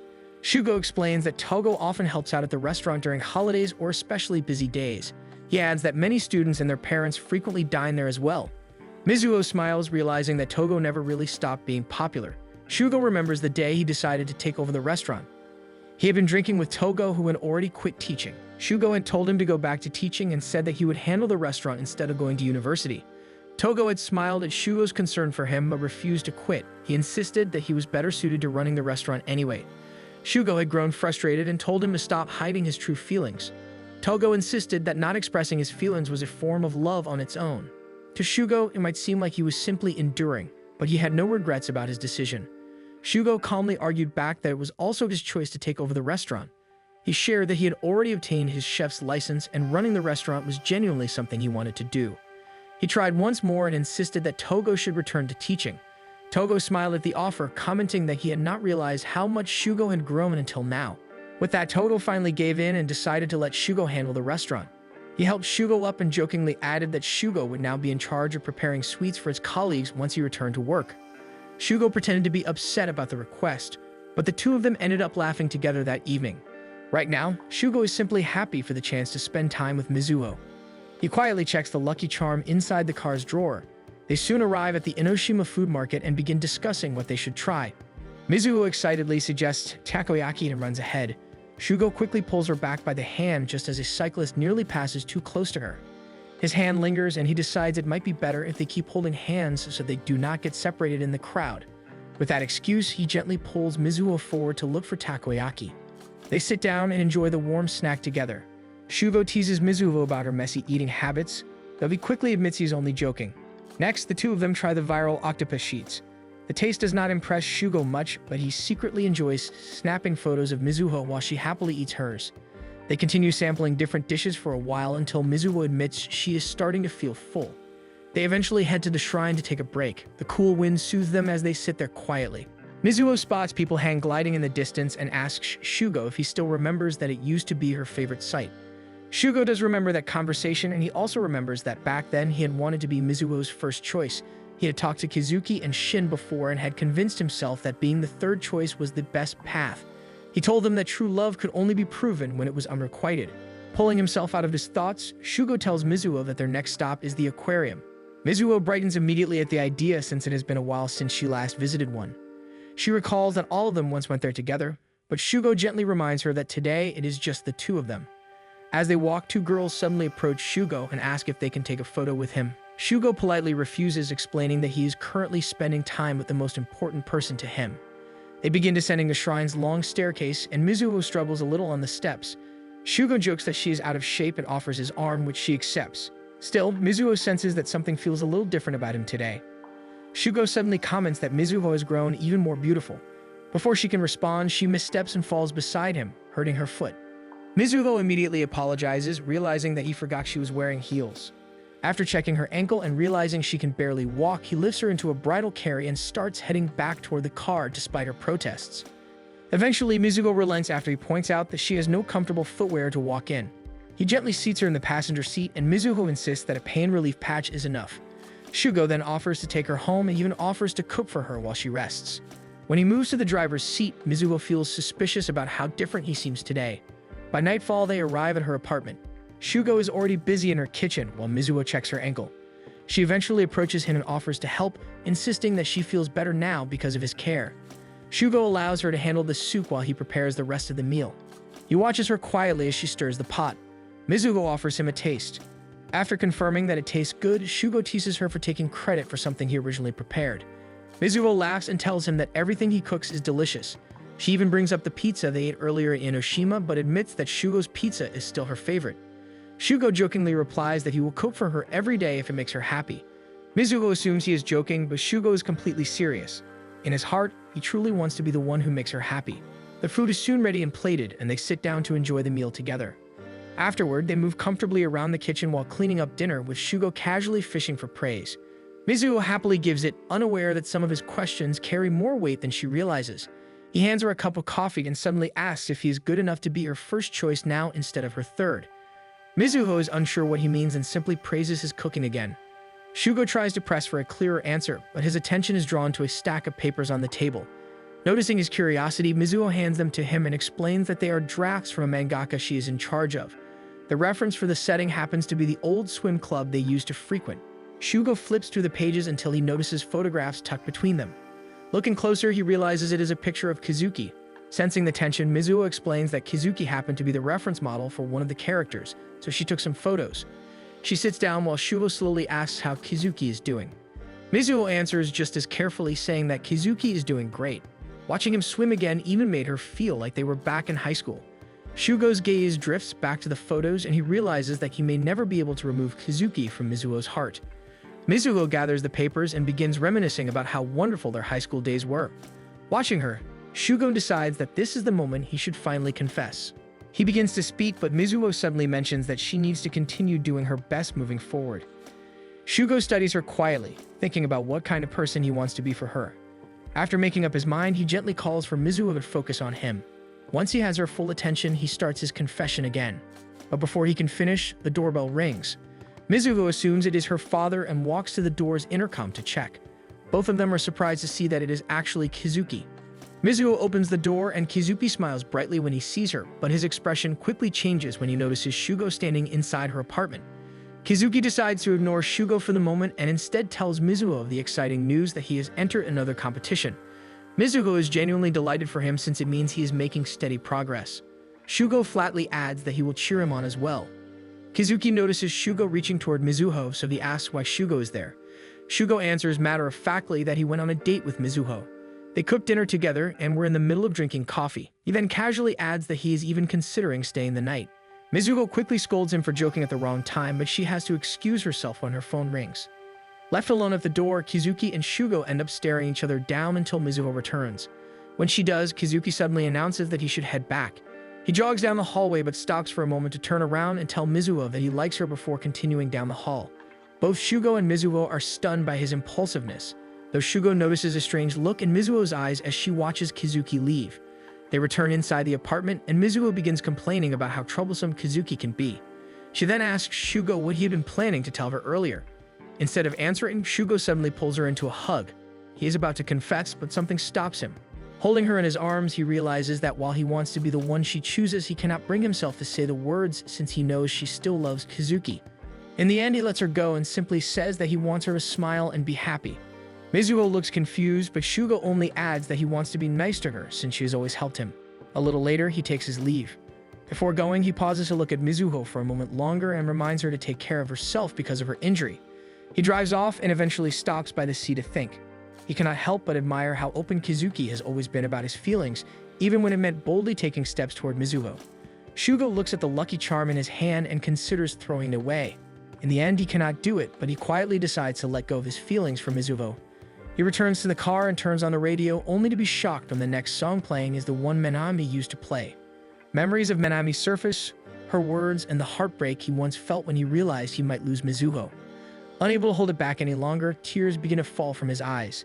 Even so, he does not feel regret. After a moment, he starts the car and drives away. Meanwhile, Mizuho receives a call from the hospital informing her that her father, Tsuyoshi, has been admitted. They explain that a family member needs to be present so the doctors can properly discuss the procedure. At the hospital, Shin is the one rushing Tsuyoshi in for treatment, desperately trying to keep him conscious. Thanks for watching, and don't forget to subscribe to see what happens next.